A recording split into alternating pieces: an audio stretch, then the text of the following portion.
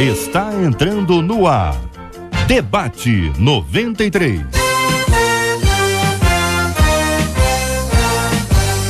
Realização 93 FM. Apresentação J.R. Vargas. Alô, meu irmão. Alô, minha irmã. Já chegou o tio J.R. Estamos de volta, começando aqui mais uma super edição do nosso Debate 93 de hoje, nesta segunda-feira, 30 de maio de 2016. Fale com o Debate 93. 2461-0093. E-mail debate@radio93.com.br. Facebook Rádio 93 FM. Site www.radio93.com.br. Fale com a 93 pelo WhatsApp 96803-8319. 96803-8319. A mesa com a gente hoje no nosso Debate 93, o apóstolo Alexandre Macedo, da Primeira Igreja Batista de Inhaúma. A menina da mesa de hoje, pastora Carla Regina, da Assembleia de Deus em Vila Pacaembu, em Queimados. O pastor Márcio Rocha, da Comunidade Evangélica da Zona Norte. O pastor Alexandre Esquerdo, da Assembleia de Deus Vitória em Cristo da Penha e vereador aqui na cidade do Rio de Janeiro, minha gente. Olha aí, ela disse: volta pra sua senzala. E acabou no complexo penitenciário de Bangu. Vamos tratar sobre esse assunto no Debate 93 de hoje. Tem um estudo que diz: mais importante que ser sincero é parecer sincero. Será, minha gente? Será que é isso mesmo? Outro ouvinte dizendo aqui: posso ficar em casa por semanas que ninguém da minha igreja se importa. Sei que preciso me firmar e caminhar, mas como conseguir quando a dor provocou feridas profundas? O que fazer quando o desânimo de estar na igreja é mais forte que a necessidade de estar lá? Como não deixar que um passado de dor atrapalhe um futuro que pode ser de grande alegria?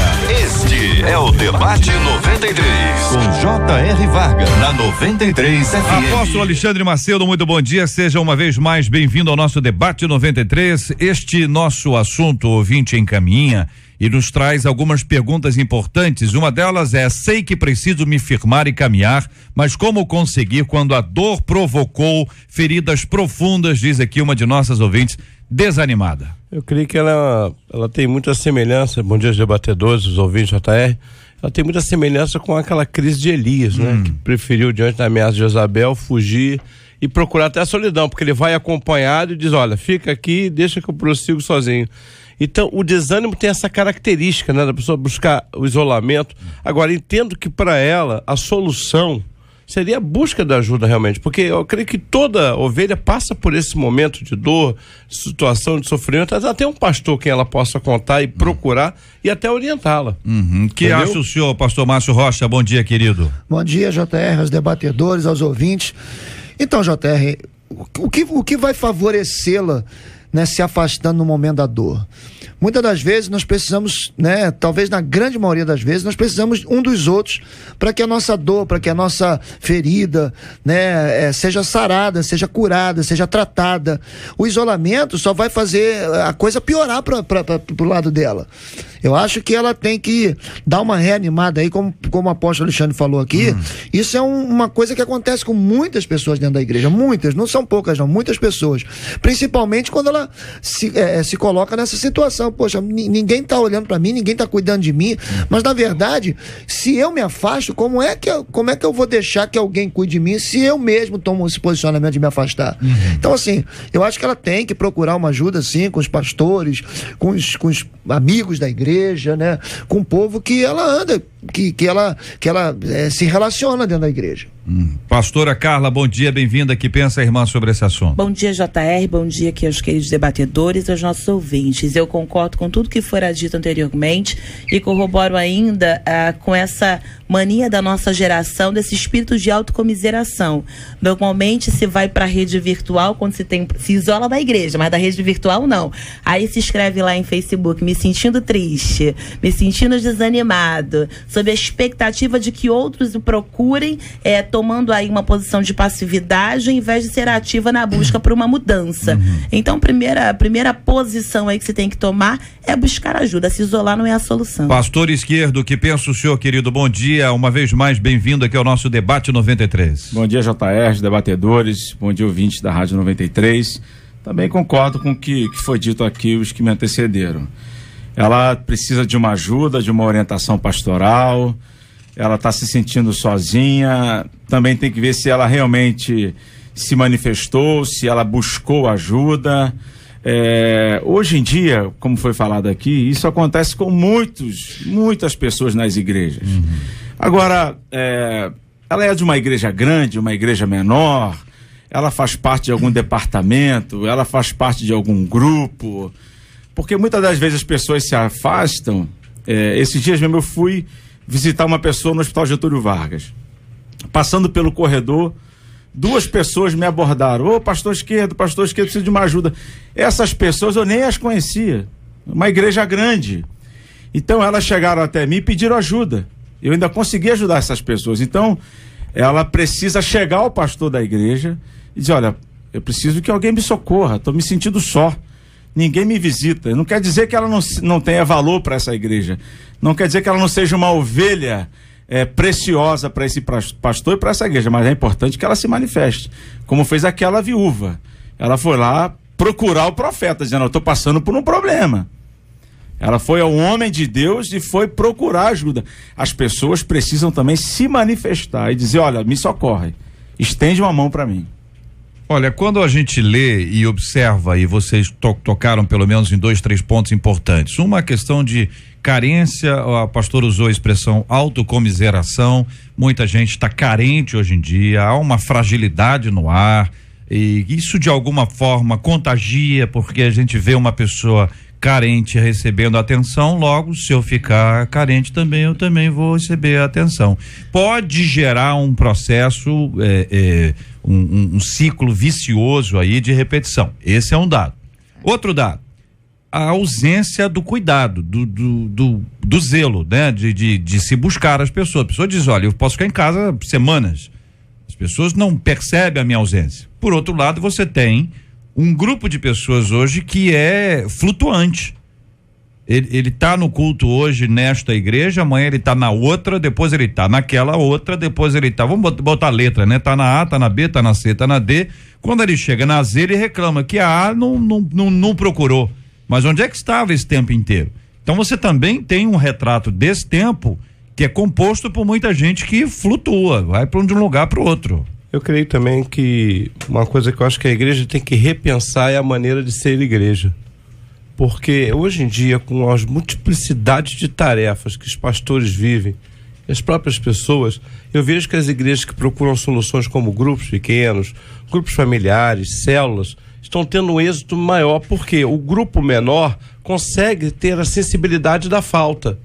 Você olha aquela grande multidão de um culto e o pastor não consegue, pelo menos estou falando por mim, eu não consigo olhar e dizer assim: pô, fulano não veio hoje, o ciclano. Então eu acho que também parte um processo, e talvez aqui um alerta, até o grito dessa necessidade aqui, para nós repensar o seguinte: o modelo de igreja hoje atende essa necessidade dos desanimados, estamos dos cuidando deprimidos? Bem dessas pessoas? Pois isso? Será que hoje um pastor pode ser responsabilizado pela ausência de todas as ovelhas? Ao invés de repensar o seguinte: vamos fazer um modelo de igreja que talvez em grupos menores possamos dar uma acolhida melhor, porque quando eu faço parte de um grupo menor, a minha falta é sentida. E talvez aquela coisa da responsabilidade. Pô, deixa eu ligar para aquele irmão que ele não veio. Seja lá o nome que for, célula, grupo, enfim. A ideia talvez seja a igreja repassar, a refletir sobre a necessidade hoje de se estruturar um trabalho que alcance esses. Porque você falou vários exemplos, JR.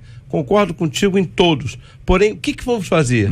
Apenas viver diante dessa situação? Eu até acredito que a análise ela deve ser ampliada. É um fenômeno social. Essas dificuldades de uma relação real, quer dizer, se há uma relação virtual em detrimento de uma relação real. Então eu acredito que não é só um problema da igreja propriamente dito, embora aqui seja o foco, mas eu acredito que seja um problema da sociedade quando a gente tem relacionamentos muito superficiais. Então você vê hoje relacionamentos que não se tem mais a preocupação. Você fala com uma pessoa que está do outro lado do mundo pela rede virtual, virtual, em detrimento de dar atenção para alguém que está perto de você. Um pai, uma mãe, um filho, que cada um está num cômodo, cada um no seu celular, no seu tablet, no seu computador, e que não tem relacionamento entre si, mesmo sendo um grupo pequeno, e aí a análise fica aqui. Então eu acredito que esse relacionamento, o resgate e o alerta também se dá para que a gente possa aí ter o equilíbrio disso, a relação real, a relação olho no olho, a relação presença, vale ainda muito mais do que a relação virtual. Ajuda, a relação virtual, claro que ajuda, é uma ferramenta que a gente não está aqui reclamando dela,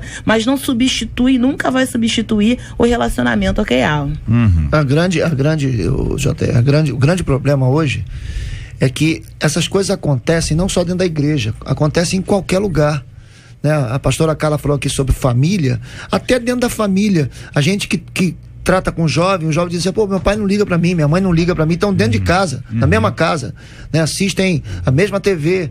Então, assim, a própria sociedade está levando as pessoas a não arriscarem, porque eu acho que a palavra é essa, arriscarem a terem um relacionamento com raízes, seja com amizade, seja dentro da igreja, seja dentro do próprio colégio, né? A minha filha no colégio dela, tem uma questão de turmas que, à medida do tempo, vão mudando as pessoas de lugar, entendeu? Vão mudando as pessoas de sala. E isso acaba não gerando relacionamento, raiz, porque assim, quando a pessoa começa a criar uma amizade, tira ela dessa turma, vai para uma outra turma.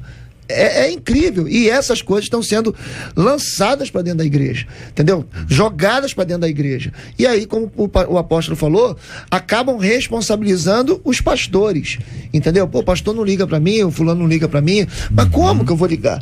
Como que a gente vai ligar se a gente nem conhece? Né? Se a gente nem... Eu digo na igreja que assim, você não pode cobrar de alguém aquilo que você mesmo nunca fez. Né? Ela não procura ninguém, como é que alguém vai procurá-la? Isso também acontece. Eu vejo algumas pessoas cobrando, né? Ninguém me visitou, estive doente, fiquei internado, ninguém me visitou. Não ninguém. Mas uma vez eu perguntei a um amigo, quantas visitas você fez também para os doentes? Claro, não vou dizer, JR, que é o caso aqui específico dessa pessoa aqui. Ou até pode ser também, né, pastor? Pode ser também. Mas a gente vive hoje realmente num ativismo e como essa questão da igreja, como é que você vai trabalhar isso, a gente também fica muito preocupado em ganhar os que estão de fora e às vezes realmente a gente está perdendo até os que estão de dentro. Mas eu acho que ela tem que se manifestar, dizendo, olha, eu estou aqui, ninguém me visitou, vai ao pastor, procure alguém para dar um conselho, e isso certamente vai ser sanado. E aí uma palavra que o senhor trouxe aí que é importantíssima é o seguinte, a pessoa tá no hospital, avisa a igreja. Exatamente. Ok, ninguém foi, avisei e ninguém foi, porque às vezes as pessoas acham que todo mundo sabe, ou então é o seguinte, falou para alguém, ou alguém sabe, acha que o pastor sabe porque alguém sabe. E pode não ser exatamente isso, não é? Isso aí. Mas veja bem, uma de nossos ouvintes aqui no nosso WhatsApp, 968038319, ela diz, isso aconteceu comigo, mas o Espírito Santo me convenceu de que eu tinha que procurar ajuda e foi o que eu fiz. E graças a Deus hoje eu estou firme na presença do Senhor e na casa dele, junto com os irmãos, é o que compartilha uma de nossas ouvintes. Agora são 11h15. O que fazer quando o desânimo de estar na igreja é mais forte que a necessidade de estar lá? Falamos aqui um pouco sobre a questão desse atendimento, desse acolhimento, desses cuidados pastorais, mas muita gente está desanimada por causa de uma briga, por causa de uma dificuldade, porque o horário não está bom, porque hoje está frio, porque amanhã vai ter chuva, enfim, semana que vem eu não sei. Vale a pena ressaltar, primeiro desconstruir, ainda falando sobre o aspecto anterior para entrar nesse, desconstruir essa ideia de que tudo tem que ser voltado para o universo do pastor no que tange a responsabilidade de ser corpo, de ser igreja. Então acho que todo membro com vida no altar, com palavra de Deus, pode ser uma ajuda em potencial. Vale a pena ressaltar. Claro que os casos mais graves a gente vai levar o pastor, mas às vezes o que falta para algumas pessoas é uma amizade que favoreça, que acrescente. E aí JR estava falando acerca do contágio, e eu gosto de falar contaminação, mas a gente está ainda vivendo uma época de peste, de chikungunya, dessas coisas todas, mas o desânimo, eu li uma pesquisa que é uma das piores pragas que a nossa sociedade vive. E quando a gente olha isso, o estudo ele cita 3 características que vale a pena ressaltar, e uma delas você falou acerca da contaminação, como o desânimo contamina. Verdade. E não tem nenhum tipo de injeção que se possa tomar, porque pode alcançar a qualquer pessoa. Isso me leva à segunda característica, porque o desânimo é universal. Você não tranca, você não tem repelente para desânimo, não tem isso. E a segunda coisa é que é recorrente. Uma pessoa, uma vez que já sofreu um desânimo, ela não está imune de sofrer novamente. E aí isso me leva pelo menos dos antídotos para isso, que seria, por exemplo, buscar ajuda. A gente está falando sobre isso aqui, ler a palavra de Deus. E um terceiro que me chama a atenção são as companhias. Como é possível isso? O relacionamento, ele tem o poder de nos colocar para cima ou nos colocar para baixo. Então procure amizades saudáveis que vão aí te ajudar a superar essa situação. No contraponto, um dos nossos ouvintes aqui, o ouvinte tem voz, ele diz: vocês não são suspeitos, sendo pastores, em dizer que tem que procurar ajuda? A ovelha está fora do rebanho e tem que voltar sozinha. Isso se tornou regra entre os pastores? Pergunta aqui o ouvinte. Mas não foi isso que nós dizemos, não. Ele está equivocado. Na verdade, o que nós dizemos é que o pastor não tem só essa missão. O pastor tem a missão de visitar, de pregar, de aconselhar, de administrar. Nós não trabalhamos apenas com um alvo, né? O que nós estamos querendo colocar aqui é que subentende o seguinte, que quando a ovelha, tanto é verdade que a parábola não diz que foram as 99 que se perderam, né? Foi uma só. Então, quando é uma só, o pastor tem a facilidade. Agora, no universo de centenas, de milhares, como é que fica isso possível? Eu creio que a relação pastor e ovelha é um caminho de duas vias. Eu tenho a minha responsabilidade como pastor, mas eu não posso eximir a ovelha da responsabilidade dela como ovelha. Porque até custa a crer que alguém aqui nessa mesa escolheu alguém para ser ovelha. Na verdade, nós somos escolhidos para sermos pastores. É a ovelha que escolhe o pastor. E essa é uma relação de quê? De proximidade. Se isso não existe pastoreio. Então, é claro que quando nós sentimos a falta, nós vamos atrás, vamos buscar. Mas esse amado aí tem que lembrar o seguinte: o pastor não cumpre só essa missão. Não quer dizer que o pastor não cumpra. Mas a pastora Carla falou essa. Aqui, ela, antes de fechar, antes dela tocar no outro assunto, ela disse aqui que isso não é uma obrigação só do pastor. Qualquer ovelha pode ajudar uma outra ovelha. Mas é uma responsabilidade do corpo, né? Se um membro do corpo saiu, você faz parte do corpo, você tem uma certa responsabilidade também. Pastor, igreja, mas tem igreja. Tem uma outra coisa também que as pessoas precisam entender, como o apóstolo falou aqui. O pastor tem, vamos dizer, o dever, a obrigação, não sei como o ouvinte vai encarar isso, mas a gente também tem direitos de chorar, a gente tem direito de se esquecer, a gente tem direito de um pneu furar, a gente tem direito de ter contrapontos, entendeu? Você sai para visitar alguém, acontece alguma coisa, ou com o filho, ou com a esposa, ou com a família. Aí, o pastor não veio me visitar, mas eu fui visitar meu filho. Eu fui pegar por exemplo, meu filho chegou de viagem, ele estuda fora, chegou de viagem, eu tinha uma situação para fazer, então não tinha o direito de buscar meu filho porque eu tinha que fazer alguma coisa. Não, a gente também tem direitos. Eu acho que talvez o ponto aqui do ouvinte seja o seguinte: existe um saudosismo natural em todos nós, né? Aquela ideia do seguinte, vocês sabem muito bem disso, hoje existem mais pastores, vamos usar o termo pastor, mas alguns são centrados na pregação, eles são pregadores, no sentido literal dessa palavra, né? Existem aqueles que têm uma habilidade que é maior, que o chamado de Deus é um chamado ministerial que é impressionante, o camarada prega, visita, tem a habilidade, entendeu? Apacentador, né? Habilidade. Apacenta, aconselha, atende as pessoas, vai no hospital, presídio, enfim, tem um trabalho que é um trabalho que a gente chama de um ministério bastante amplo. Agora existem pessoas que têm características específicas. Então, se uma pessoa tem uma característica, o centro dele é o púlpito, se a questão ministerial central dele é o púlpito, ele precisa de gente, de ter uma equipe que possa cuidar dessas outras partes. Mas é verdade também que há pessoas que não aceitam a visita do outro. Isso aí é com certeza. Entendeu? O seguinte, se não for o número 1, se não for o número 1, o 01, se o 01 não vier aqui, o outro não serve. Isso acontece demais. Muito. E às vezes acontece porque o 01 valoriza, e às vezes acontece porque a pessoa que valoriza o 01.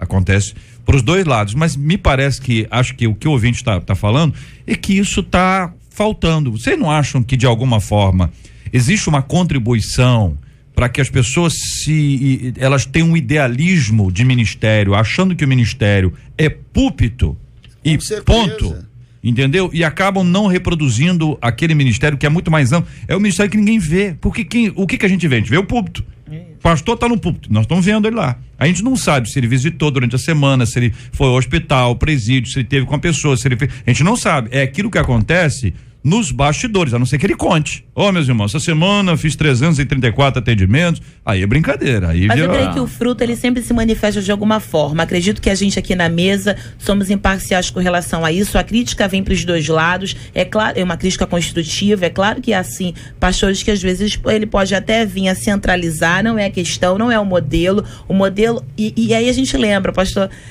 Márcio estava aqui falando, nenhum pastor é super-homem, nenhuma pastora é super-mulher, há um ministério que se complementa, há uma equipe que se complementa, há pastores auxiliares, não dá para centralizar tudo no pastor presidente. A ovelha precisa entender que quem salva, quem liberta, quem vai aí levantar é Jesus Cristo, e todos nós somos representantes dele em potencial, inclusive um pastor enviado, auxiliar. Então acho que são os dois lados da moeda, o equilíbrio tem que acontecer. Isso também vem muito lá de trás, né? Eu fui ovelha de um pastor que eu não via a igreja crescer. Não via a igreja tendo aquele crescimento. Mas ele era aquele homem que também, por não ter o crescimento, ele tinha que fazer alguma coisa, conservar pelo menos o que tinha. E aí fazia o rebanho. Hoje, a realidade de crescimento, as exigências hoje são outras. Aliás, eu quando comecei a pastorear, uma senhora veio, uma ovelha muito distinta, disse assim, já não se fazem pastores como antigamente. Aquilo acabou comigo, né? Eu entrei numa crise existencial terrível. E nada bom como encontrar na Bíblia uma solução às suas crises existenciais. Porque Atos 16 diz que tendo Davi servido a sua própria geração, morreu e foi enterrado com seus pais. Eu acho que, graças a Deus, que não se fazem pastores como antigamente, se fazem pastores para hoje. E é isso que nós temos que entender. E acredito que o rebanho também tem que passar por esse processo de renovação de entendimento. Porque o que eu mais às vezes ouço a turma é, mas já não se faz mais pastores como antigamente, aqueles pastores que visitavam. Mas olha o tempo de antigamente. Faz mais ovelha como antigamente. Pois é, talvez temos que avaliar os dois lados da moeda. Das duas formas a gente vê que há uma necessidade de estar mais próximo. Sim. De estar mais perto, né? De se criar instrumentos, mecanismos, equipes e tal, enfim, porque o que acontece? Por exemplo, um ouvinte nossa diz, olha, eu tive um problema de coluna muito sério, fiquei 2 meses sem poder ir à igreja, não recebi nenhum contato ou visita, fiquei muito triste, corri o risco de parar de andar, sempre fui ativa na igreja e participava de visitas a outras pessoas e sempre considerei a minha igreja acolhedora e presente na minha vida e do meu esposo. E não sei o que aconteceu para me ignorarem. Talvez fosse bom, ouvinte, procurar saber. Entendeu? Porque, de toda forma, ainda que eles tenham errado, é hora de dizer assim, nós erramos com você. Perdão. Sim. Porque eu acho que é um ato de grandeza, né? Quando a pessoa... Porque e ajuda o outro a se corrigir. Agora também cabe o seguinte, será que ela tem coisa que tá errado mesmo, né? A sensibilidade também de comunicar com o pastor, um zap, um e-mail, um telefonema, olha, meu pastor, estou enfermo. Eu acho também, JR, que é fácil a gente botar a responsabilidade no outro. Mas e a nossa? Sim, mas ainda que tenha sido isso... porque ela não estava com problema, ela estava com problema de andar, mas não estava com problema na fala. Não, porque é o seguinte, o ouvinte escreve docemente, né? Eu vou aqui sair em defesa dela para dizer o seguinte, pode ser que ela tenha errado. Ela sabe disso. Mas assim, pode ser que a comunidade tenha errado. E aí a comunidade precisa dizer assim, nós erramos com você, disse que ela era uma pessoa ativa, né? Visitava. Eu tô colocando isso aqui por causa do alcance outro lado da moeda que o debate tem no meio do povo de Deus, que outros como ela talvez estejam sofrendo e que talvez com uma ligação resolvam. Isso, mas o encorajamento é esse, fala. Né? Procura a pessoa. E aí, o grande ponto procura a liderança. E se fala, vai dar a eles a oportunidade de se corrigir, de melhorar. Então, para que serve SAC, Serviço de Atendimento ao Cliente? Você liga lá, reclama, opa, a gente vai melhorar. Ao crente. Serviço de atendimento ao crente? Boa. Você é muito criativo, né? É o crente, é desse jeito. Ou seja, chega lá, fala, olha, não me procuraram. Agora o que me preocupa é a expectativa que a pessoa fica lá, ó, passou uma semana, não me procurou. Ah lá, olha, passou uma semana. Gente, então, não, a gente tá vamos lá. É dificultoso, possa ser, mas pé no chão. O pastor adoeceu. Pastor, pastor adoeceu, entendeu? Bateu uma gripe forte, sei lá o que for, ninguém liga pro homem, ninguém manda um WhatsApp. É chato, é chato. Teve culto, ele não foi. Ninguém perguntou, pode largar o ministério, tá certo? É o outro lado. Larga o ministério. Sim, claro, porque o pastor tem a figura ali, proeminente da comunidade. Acabou o tempo dele naquela igreja, pode ir embora. Mas eu tô dizendo o seguinte, que todo mundo tem os 5 minutos de carência. Não, e a gente não tá aqui E se pega a pessoa nesses 5 minutos aí... A pessoa tá fragilizada, tá doente. Mas ainda que ela tem, eu acredito que... compreensível. Isso aqui é uma palavra que eu acredito que traz vida pra nós. A gente pode ter os 5 minutos de carência, mas não ser derrubado por eles. Porque pode haver a expectativa frustrada. Isso. E a minha preocupação é essa. A gente não tá aqui pra dizer que a gente é super-homem, super-mulher, não. Isso. Todo mundo tem seu momento de carência, a gente sente falta, pode, mas não viva por isso, senão cresce uma raiz de amargura. E não deixa de igreja por causa disso. Eu penso sempre o seguinte, não sei se vocês estão de acordo, é o seguinte, tem um problema lá na nossa igreja, olha, qual a dificuldade é que aqui nós não temos isso. Tenta com a solução. Apresenta uma proposta, uma alternativa, quem sabe você seja a pessoa levantada por Deus para perceber que falta isso, para que isso não continue a acontecer. Agora, que dá 5 minutos, dá. Tem gente que tem uns 5 minutos prolongados. Agora, duro é quando a pessoa pega os 5 minutos dela de loucura e diz pro outro, volta pra senzala.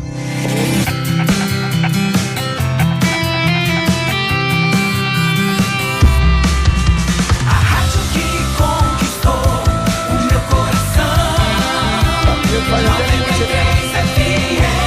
11h29, hora do café. Chegou a Catita com o cafezinho para os nossos debatedores. Olha aí, minha gente. Bom, a frase é a seguinte: uma mulher foi presa em flagrante na noite deste sábado, acusada de injúria racial por um funcionário de um supermercado no Leblon.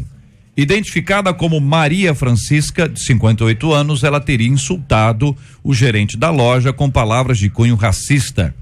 Testemunhas relataram na delegacia, testemunhas foram até lá, que a suspeita insultou o funcionário com frases tipo: volta pra sua senzala, quilombo. A mulher teria feito as ofensas depois que Paulo Roberto se negou a buscar um produto enquanto ela aguardava na fila do caixa, motivo da discussão.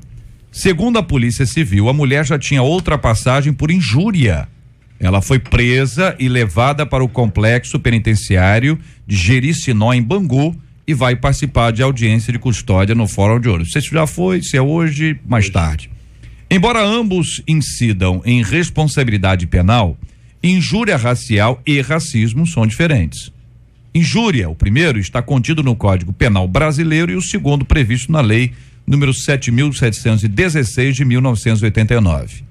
Enquanto a injúria racial consiste em ofender a honra de alguém, valendo-se de elementos referentes à raça, cor, etnia, religião ou origem, o crime de racismo atinge uma coletividade indeterminada de indivíduos, discriminando toda a integralidade de uma raça, ao contrário da injúria racial. O crime de racismo é inafiançável e imprescritível. A injúria racial está prevista no artigo 140, parágrafo 3º do Código Penal, que estabelece a pena de reclusão de 1 a 3 anos e multa, além da pena correspondente à violência para quem cometê-la. Na sua opinião, além de crime, o preconceito racial é pecado?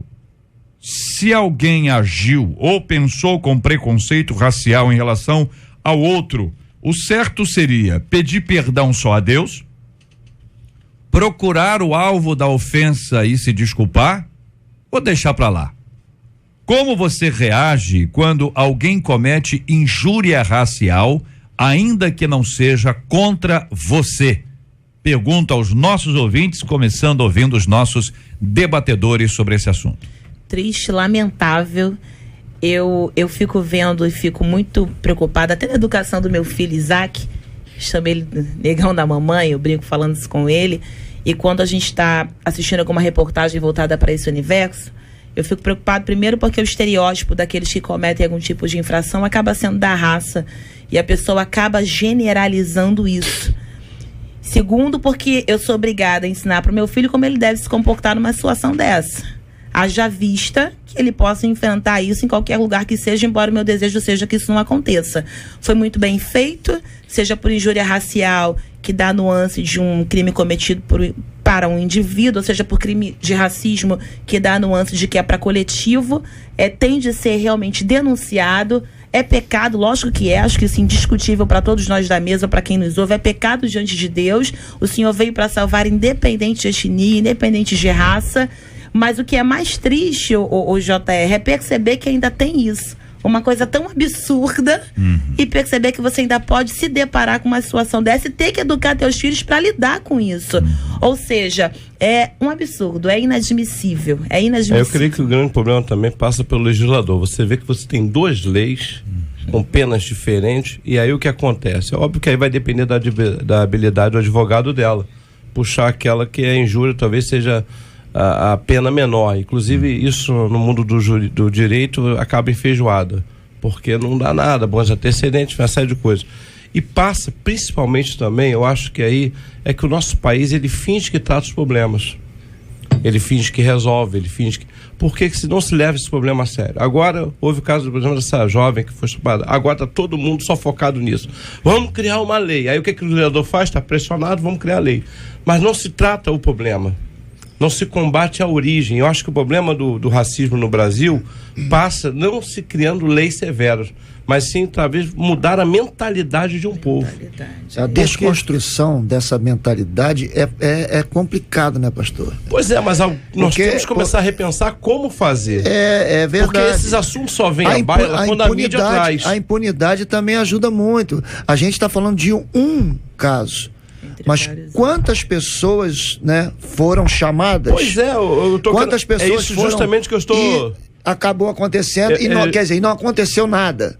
Então, assim, a desconstrução de um pensamento, né, tentando levar a sociedade a entender que na nossa igualdade, né, por exemplo, nós, no meu tempo de criança, eu acho que eu sofria mais bullying do que qualquer um, e não era bullying, era uma maneira, né, carinhosa, ou até mesmo para fazer chacota mesmo, mas não se levava em bullying. Aí, bullying, qualquer coisa bullying. Antigamente você chegava para um amigo, negão, chega aí, negão. Eu chamo o esposo da pastora Carla de negão, fala aí, negão. Mas aí a pessoa do outro lado já se sente, eu falei, pô, negão não, meu irmão. Mas o caso específico dessa mulher aqui, ela foi agressiva, né? Foi agressiva. Eu vi a reportagem ontem, ela foi agressiva, cínica, né? Para quem não tem intimidade, ela tava de cinismo, porque todo mundo tava em volta. Você falou, eu falei. Você não, talvez porque seja uma moradora da Zona Sul e acha que nada vai acontecer com ela. Claro, entendeu? E acha que nada vai acontecer com ela. Então, eu acho que tem que haver um rigor da lei.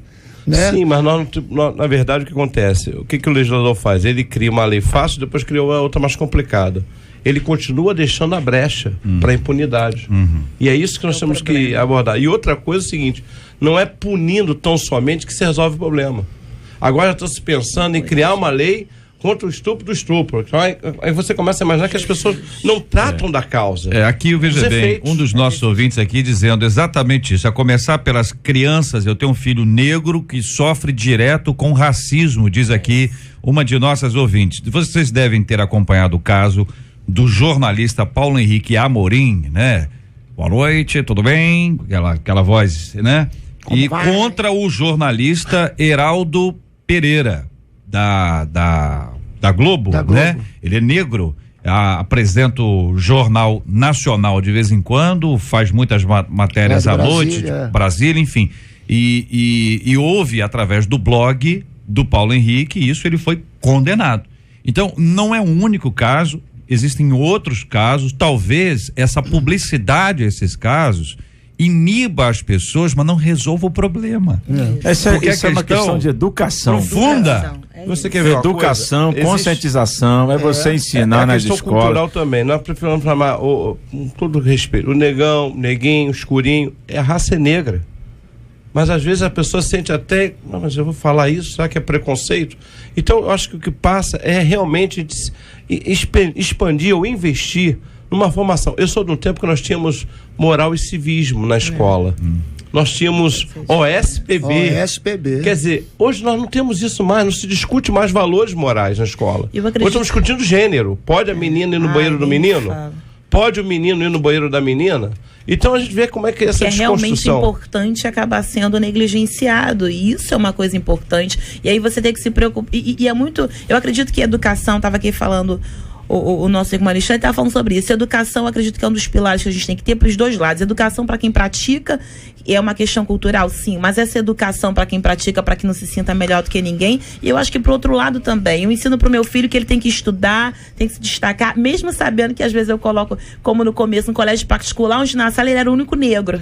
Então você quer dar melhores condições de vida pro seu filho, mas você tem que ir ali trabalhando com Carla, ele essa mentalidade. A gente acaba vendo que assim, a própria mídia, num contexto geral, eles mesmos fortalecem as nossas crianças, porque, por exemplo, você assiste uma novela. O que o negro está fazendo na novela? Ou ele é escravo, ou ele é empregado de casa, nunca ninguém vê um negro, né, um almirante da marinha, nunca ninguém vê um negro rico, entendeu? Aí as crianças estão assistindo aquilo, ou alguém está assistindo a sociedade, ninguém condena ninguém por fazer uma situação como essa. Eles acabam reforçando isso nas séries americanas, você vê negros bem-sucedidos em detrimento de conseguir ver isso aqui. A Justiça do Distrito Federal condenou o procurador federal Leonardo Lício do Couto. O que ele escreveu nas redes dele? Tem tempo. Odeio judeus. Começou bem. Negros e nordestinos. Jesus. O que a justiça entendeu? Não é livre manifestação de pensamento, mas crime de racismo, mesmo que se alegue usar tom de brincadeira. Ainda que ele tenha feito isso como piada. Foi condenado. Isso aqui é importante. Tem uma legislação que não haja impunidade. Aqui o JR fez uma pergunta. Se eu presenciar e testemunhar qualquer tipo de situação dessa, eu vou ser testemunha. Como foi no caso? Serei testemunha, como foi no caso dela aqui. Várias testemunhas. Porque isso é um absurdo.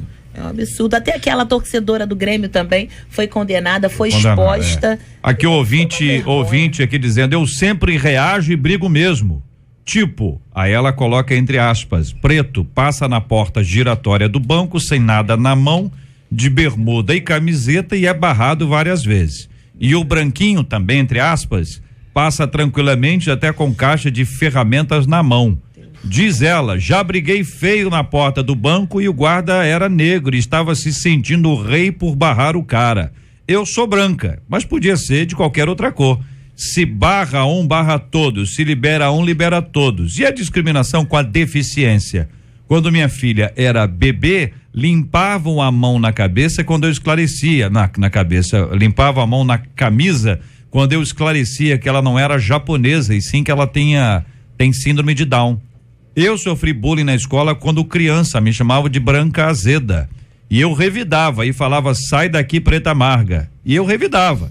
Quando me casei, aí ela disse, casou-se com o negro. Minhas cunhadas me chamavam de branca do asfalto, que eu não tinha que estar na comunidade. Mas é chumbo trocado aqui. Todo lado aqui essa ouvinte lá tomar lá da cara. Ouvinte é bravo. Aqui, ó. Ela falou de banco, a Justiça de São Paulo condenou o Banco Itaú a indenizar pela prática do crime de racismo um cliente de uma agência da Praça da República lá em São Paulo. A indenização foi fixada em R$20 mil por danos morais. Foi como ele se sentiu na porta de um banco. Ontem no Fantástico teve uma reportagem de uma cantora aí do mundo secular, negra, Ludmilla, negra, né? E ela foi assim, excessivamente xingada nas redes sociais, e aí ela tomou a decisão de denunciar. E aí descobriu-se que era outro negro. O camarada é um negro. Que triste. Que estava assim, xingando ela de tudo quanto é nome. Quando eu era menor, que fazia as entrevistas, que perguntava a profissão do meu pai, eu tinha que dizer que meu pai é afinador de piano, o que era muito raro em dar o é. Aí falava assim pra mim, afinador de piano. Aí eu já dizia logo, por quê? Da raça não pode ser, não. Porque é negro. Porque a cultura, era o que o nosso querido apóstolo estava falando, a cultura é muito forte, de que para ter algum tipo de... Não, porque é piano, e o negro saber piano, afinar piano, tocar piano.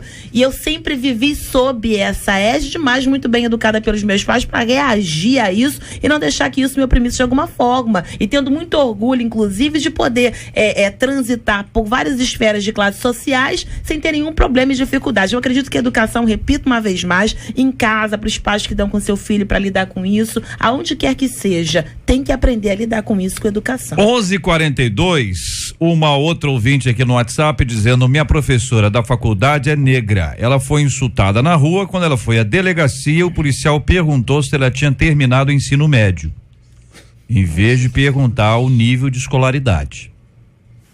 Tá entendendo? Como é que é? E ela era só a professora da faculdade. Então, quando você vê isso, e a gente já observou aqui, a pastora respondeu enfaticamente, é pecado, é pecado. E aí nós temos duas coisas importantes. O cristianismo trouxe uma visão diferente de pecado. Para o judeu, o pecado era o ato. Para o cristianismo, o pensar já configura pecado.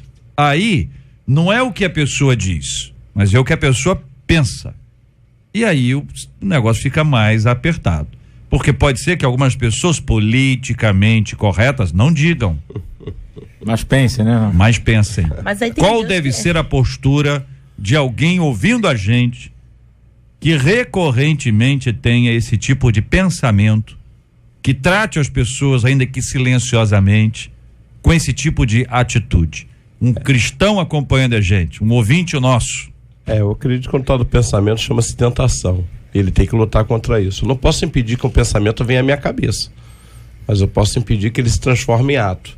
Então eu acredito que a palavra nos orienta justamente a trabalhar isso. Porque o judeu, a partir do momento que ele vê que o pecado é o ato, por quê? Porque Tiago diz que nenhum pecado acontece instantaneamente. Ele é como uma gestação. Ele vai sendo gerado, gestado, até que se torna o ato. E eu creio que isso também acontece com todo mundo aqui. Se cada pensamento nosso aqui, a gente fala, meu Deus, eu pequei, meu pai. Eu acho que ali cabe o quê? É refletir e pedir, Senhor, me livra desse pensamento. Espírito Santo, tira isso da minha alma, da minha mente. Olha aqui o ouvinte contando: meus filhos são alemães e eram chamados de Leite Azedo e Gasparzinho Branquelo.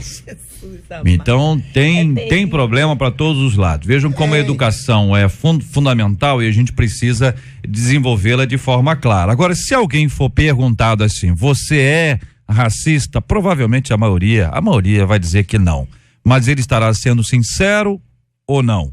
É o que diz um estudo. Mais importante que ser sincero é parecer sincero. Será, gente?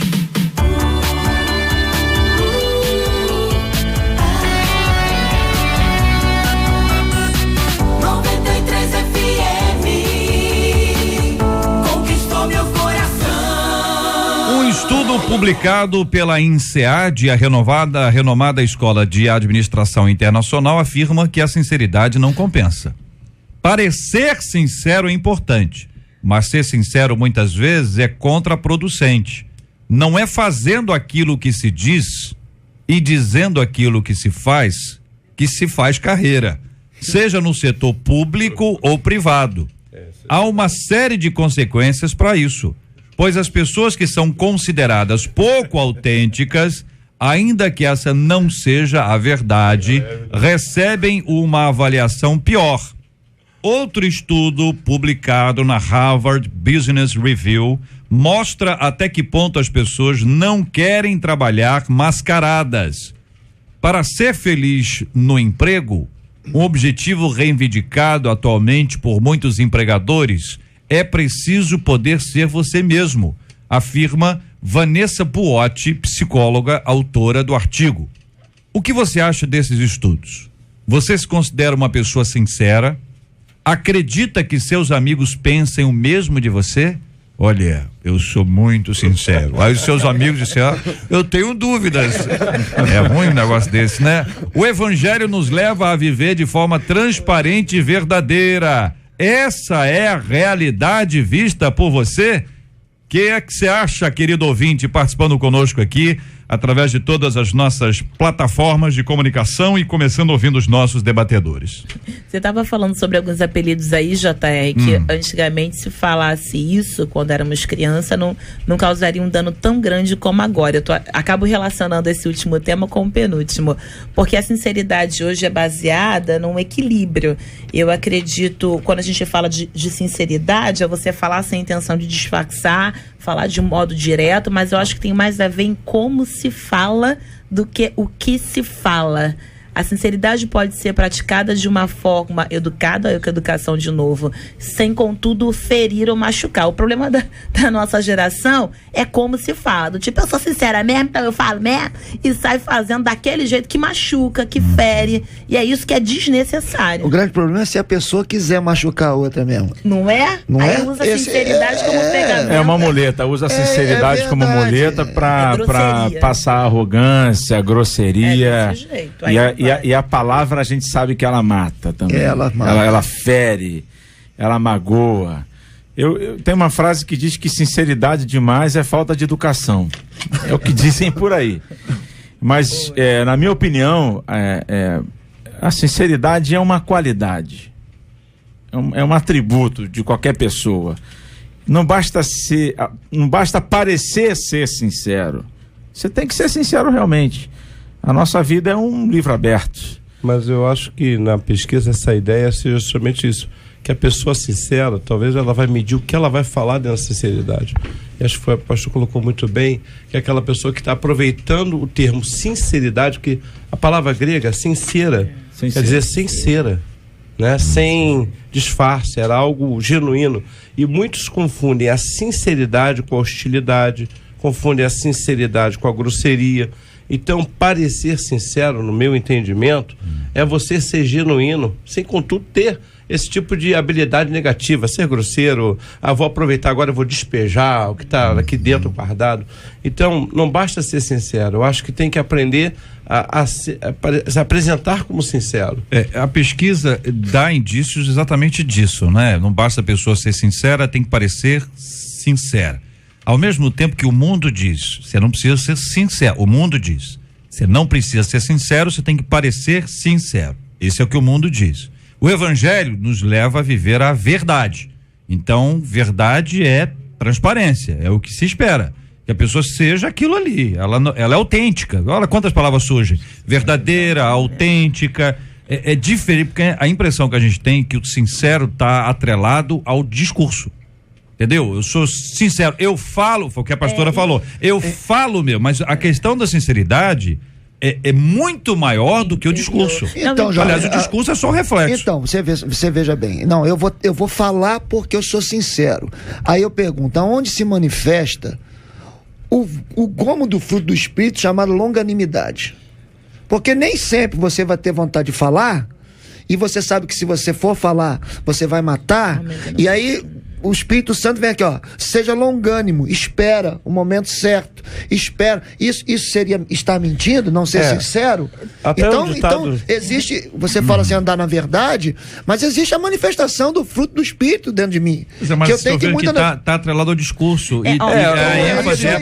Não basta ser a rainha da Inglaterra. Tem que parecer com a rainha da Inglaterra. Tem a coroa. Eu acho que é o que disse o rei. É a pessoa ser verdadeiro o tempo todo. Eu gosto transparente, né? Transparente o tempo todo. Você, olha, aquela pessoa ali tem uma opinião, você sabe que ela é sincera, a opinião dela é sincera, o caráter dele é sincero, é uma pessoa franca, educada, que a sinceridade também está muito ligada ao bom senso, a hora de falar, o tom que você fala. Mas você tem a característica da verdade.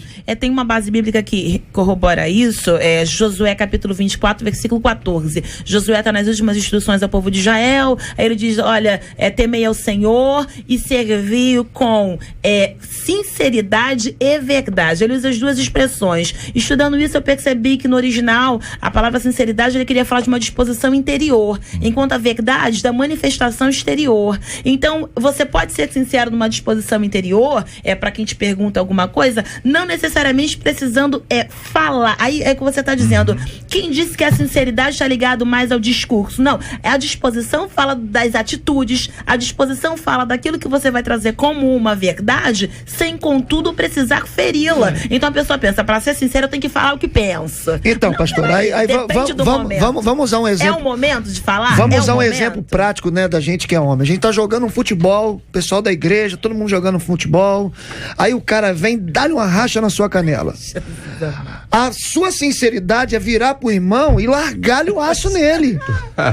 O que você faz? Se acomete, né? Diz, irmão, vou ali fora beber uma água. Tá tudo em paz, irmão? Tá tudo em paz. Dentro de mim, eu não tô sendo sincero, que a vontade que eu tenho é que se a bola que cai, eu vou rachar ele. Mas isso é controle. Entendeu? Mas é o que eu tava falando. A sinceridade, ela não tá ligada a um discurso. Ela tá ligada a um comportamento, mas a um controle. Tá explícito, por exemplo, o que tá explícito é que o senhor não gostou daquela entrada. Então, a sinceridade é isso. Aí o cara te dá um raspa claro assim, que você não gostou. Então, mas aí o cara fala pra você assim, o cara entra, te raspa assim, e aí, pastor, tá tudo bem? O que você vai falar pra ele assim? Não, claro que não, filho. Pô, irmão, claro que não. Eu vou ali beber uma água e já você volto. Dizer que não tá tudo bem, que doeu. Quando você falar claro que não, é a sinceridade. É lógico. Não, claro, coisa, foi comigo, né? Revidar. Aí vem equilíbrio, né? Aí vem a questão do equilíbrio, né? Ó, pro universo feminino também tem exemplo, né? Aquela irmã, Marcela, me ajuda, e fala alguma coisa que não deveria falar, chega pra você tratando como amiga, e a vontade você tem de falar o quê? Tô sabendo de tudo, a vontade de explanar. Você segura, se comporta como uma serva de Deus e converte a língua. E quando a irmã pergunta pra outra irmã, gostou do meu cabelo, do meu vestido? Como é que é isso? Então nós temos aqui uma perspectiva de autenticidade, né? Que é uma pessoa verdadeira, ela é aquilo ali. Ela não é uma pessoa que vai te surpreender negativamente, pelo menos é o que esses estudos apontam, né? Esses estudos que estão aqui, que foram apresentados, eles não estão atrelados ao discurso, embora a gente aqui várias vezes a gente volte ao discurso, mas ele está falando sobre uma questão comportamental integral. É o discurso daquele indivíduo, assim como é a sua prática. Ou seja, você pode confiar. Talvez seja essa a expressão. É uma pessoa confiável. Sim. Porque quando você trabalha com alguém e esse alguém não é confiável, você não consegue ter um trabalho de colaboração. Labor, né? Colaboração. Você não trabalha com. Porque você tá com medo. Aquela pessoa ali fura-olhos geral. É verdade. Puxa tapete de todo mundo. Você vai confiar? Às vezes um camarada que trabalha numa fábrica, ele confia a vida dele. Ele confia a vida dele ao outro que tá ali. Você imagina. Você conhece a história do cara que diz o seguinte: e aí, você bebe? Não. Fuma? Também não. Joga? Não. Poxa, isso eu às vezes minto. Entendeu? Derrubou todas as outras teses, né? Fala, pastor.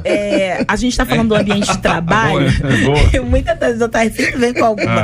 A gente tá falando do ambiente de trabalho, a gente encontra empresas que muitas das vezes elas acabam pedindo pro seu funcionário mentir. Em especial quando se trata de curso, alguma coisa assim, falar, olha, tá acabando a vaga se você não comprar. Ou então, é a última peça. E você vê que a pessoa às vezes se propõe a omitir ou pra falar, pra ludibriar ali a pessoa pra que se compre na hora, e isso é um problema seríssimo. Aí eu assisti um filme acerca disso, um funcionário que, vocês já devem ter assistido, é um filme evangélico, e aí o dono da empresa pede pra ele mentir acerca da carga que chegou e pede pra contar errado a carga. Aí ele chega no patrão, pede demissão, o patrão, mas por causa de quê? Já sabendo, era uma pegadinha ali com ele, e quando ele fala, não, porque me pediram pra contar uma coisa que não era pra contar, e tô pedindo demissão porque eu não faço parte desse esquema, eu sou cristão, não posso mentir, peço minha demissão. Aí daqui a pouco sai o patrão e fala, parabéns, você foi contratado e ainda foi promovido. Porque a gente tá procurando uma pessoa confiável. Mas é isso, as empresas estão procurando isso, gente, pelo amor de Deus. Aqui um ouvinte de Campo Grande, a Jandira, mandou aqui. Onde é que você arrumou isso, Jandira? Mas ela manda aqui, diz assim: o rei teve um sonho e chamou um sábio que na interpretação disse que todos da família do rei iriam morrer. O rei ficou com raiva e mandou matar o sábio. Aí chamou outro sábio e esse outro sábio interpretou o sonho e disse: rei, o senhor viverá mais que todos da sua família. Olha, falou a mesma coisa de uma maneira diferente. Cumpriu, né? Jandira, onde é que você tá voando isso? Mas esse estudo traz pra gente uma reflexão, não é? Todos estão, se no mercado corporativo eles estão em busca de pessoas sinceras, será que a gente sabe onde encontrar essas pessoas?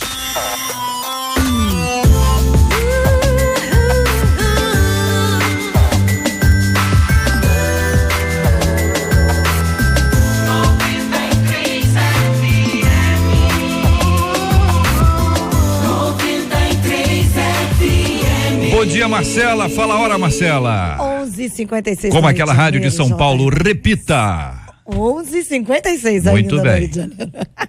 De acordo aí com a nossa pesquisa, no nosso primeiro tema principal, você já foi tão ferido que acabou perdendo a vontade de ir à igreja? Olha, 79% dos nossos ouvintes afirmam que já sim, JR. Muito obrigado aos nossos queridos ouvintes pela participação de todos com a gente hoje aqui. A alegria do Senhor Aqui. 93. Vocês não viram, mas tivemos agora a hora do selfie. Tivemos a hora do café, hoje também tivemos agora há pouco a hora do selfie dos nossos debatedores. Eles não aguentam. Tô dizendo eles pra amenizar, né? Todo mundo tá levando a culpa aqui, mas foi uma pessoa só. Olha a sinceridade que paira nesse lugar. Apóstolo Alexandre Macedo, obrigado, querido. Deus continue a abençoá-lo. Obrigado, JR. Obrigado a todos. Quero dar um abraço pessoal das pessoas do CIAN. Mas deixar uma palavra para você que está afastado, você que se afastou. Querido, procura, porque você é amado por Deus e eu quero dizer que a sua igreja lhe ama. Não deixa o diabo plantar uma mentira no seu coração. Com certeza você vai ter o retorno dos seus irmãos aí lhe abraçando e lhe beijando. Obrigado, apóstolo. Pastora Carla, muito obrigado. Deus continue a abençoar a irmã. Amém. Eu que agradeço o JR. Quero deixar aqui um abraço ao povo da DEVIP. A gente está com a conferência Família na Rocha. Hoje, amanhã, você é o nosso convidado. Qualquer coisa passa na página Carla Regina para pegar informações. Maravilha. Pastor Márcio Rocha, Deus continue a abençoá-lo. Obrigado, querido. Eu que agradeço, JR. Quero mandar um beijo para a pastora Marisângela, Júlia e Pedro, meus filhos. Ao pessoal que está lá na igreja escutando o debate, né? E, JR, Oi, eu ontem disse que vinha no debate uma irmã, a irmã Júlia. Falou assim: por favor, pede o JR para mandar um beijo. Entendeu? Irmã Júlia. Ela disse que quando eu voltar aqui eu vou trazer uma caixa de bombom para você. Caixa de bombom. Ô, irmã Júlia. E não é bombom, não é bombom de marca, é um bombom que ela faz. Ela faz. Deliciosa. E, irmã Júlia, na nossa intimidade já aqui, né? Vou pedir a senhora para lacrar a caixa. E a senhora, antes de lacrar, a senhora diz quantos tem, escreve, assina, reconhece no cartório. Aí depois a senhora manda, entendeu? Pra não correr o risco. É isso aí. Tô brincando. É sincero, ele obrigado, é sincero. Pastor, obrigado, pastor. Pastor Alexandre Esquerdo, pastor, muito obrigado pela presença do senhor aqui. O senhor sabe que tem muita gente ligando pra rádio, mandando WhatsApp, perguntando: vai ter marcha, não vai ter marcha, vai ser esse ano, vai ser o próximo ano. Tá com a palavra o querido pastor Alexandre Esquerdo. Obrigado, JR. Quero agradecer também aqui a pessoa do nosso deputado federal, Harold de Oliveira. Bem, em relação à Marcha para Jesus, esse ano ela foi inviabilizada porque na Praça da Apoteose, que é o local da concentração, lá será palco de modalidades olímpicas. Então o COI, que é o Comitê Olímpico Internacional, não autorizou, porque já está sendo montada toda essa estrutura lá na Praça da Apoteose. Então, devido a esse motivo, infelizmente, a marcha seria até no sábado agora passado, dia 28, estava tudo acertado, mas houve essa incompatibilidade de datas. Mas no ano que vem, permitindo o Senhor, estaremos de volta. Maravilha, muito obrigado, querido, muito obrigado também pelos esclarecimentos. Nós vamos orar juntos nessa hora. Vou pedir ao querido apóstolo para que ore conosco. Vamos apresentar este tema diante de Deus em oração, a vida dos nossos ouvintes. Gente que está desanimada, né? A gente está sofrendo, gente que está se sentindo desamparada e precisa hoje entender que é ovelha de um rebanho, e esse rebanho é conduzido por um pastor chamado Jesus Cristo. E ele tem usado pessoas que são falhas, pessoas imperfeitas, que têm as suas dificuldades até para o exercício desse chamado ministerial, mas que cada um de nós pode ser um ajudador para auxiliar nesse processo. Vamos orar por aqueles que têm sofrido esses crimes de injúria e também de preconceito racial. Nós vivemos num país miscigenado, quer dizer, um país que tem as suas raças misturadas. O brasileiro é resultado de brancos, dos europeus, dos índios, dos negros que vieram da África como escravos para cá. Nós somos uma mistura de povos e é tão bonito ver isso. Ao mesmo tempo é tão triste perceber que ainda hoje isso acontece. Mas falamos aqui sobre além daquilo que se fala, aquilo que se pensa, porque é aí que o evangelho entra. Vamos orar também para que Deus permita que cada um de nós seja uma pessoa sincera. O mundo espera a sinceridade do próprio mundo. Não vai conseguir. Mas quando há sinceridade verdadeira no meio do povo de Deus, aí nós vamos contar com alguns milagres especiais. É a luta contra a carne, é a luta contra a nossa tendência pecaminosa e uma vida autêntica, absolutamente verdadeira e sincera. Vamos orar juntos. Oremos. Pai, nós te agradecemos por esse dia, pela oportunidade que essa rádio tem todos os dias de instruir o teu povo pela palavra e através de palavras abençoadas. Queremos te pedir, Senhor, diante de tudo que teu filho colocou, que sejam apresentados diante de ti as necessidades do teu povo. Senhor, consola os que estão abatidos, desanimados, que sofreram a injúria, os que estão afastados, traz de volta para o aprisco. Abençoa nossas vidas, sara a nossa nação. Oramos te pedindo que a bênção do Senhor esteja sobre esta rádio, sobre o irmão Harold, sobre toda a sua família.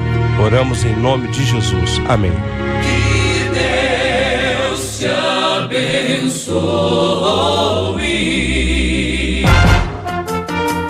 Você acabou de ouvir Debate 93.